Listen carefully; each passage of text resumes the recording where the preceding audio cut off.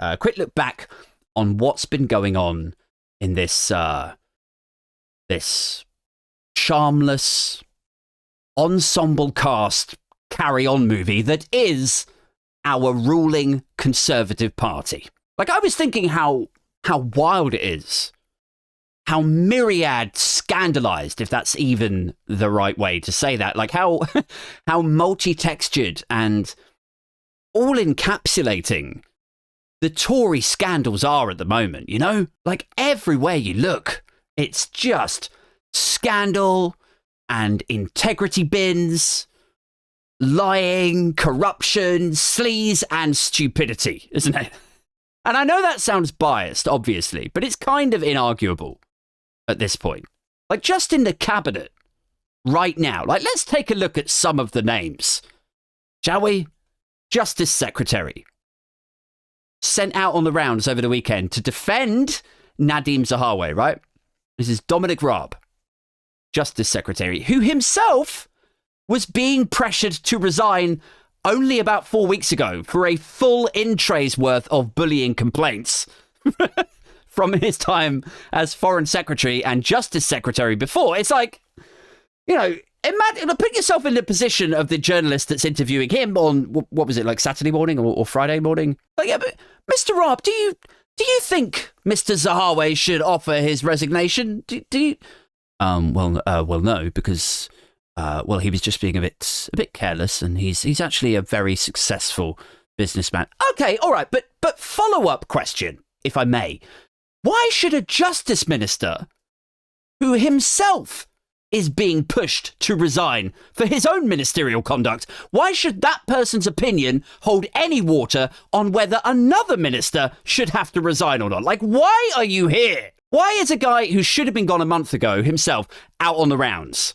Like, well, I think the other shamed minister should stay. Well, of course you do. I reckon Epstein probably thought Weinstein was all right, you know? Of course you do. Because if ministers have to start resigning for reasons of integrity or lack thereof, you wouldn't even be sat there to answer the question. You'd just be empty-chaired, right? We'd be in a causality loop or some shit. Like, do you think Zahawi should resign for reasons of integrity? Yes. And then Raab vanishes like the older brother in the Polaroid in Back to the Future, you know? Poof, gone. So that's Raab. Then you had Michael Gove out the other day. Was that a week ago or 10 days ago? He was on the broadcast rounds. Gove was pictured off his nut in a nightclub in Scotland, which, good for him. By all means, celebrate.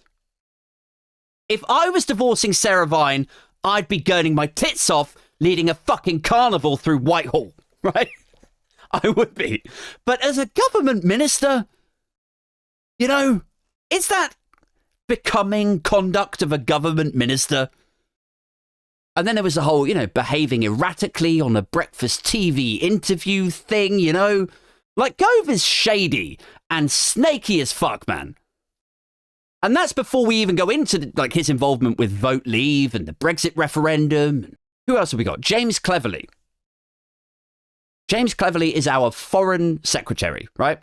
James Cleverly was in charge of the department that changed the verified Conservative Twitter account to Fact Check UK in the middle of a GE debate. That's his scandal that he's never really been hauled over the coals for.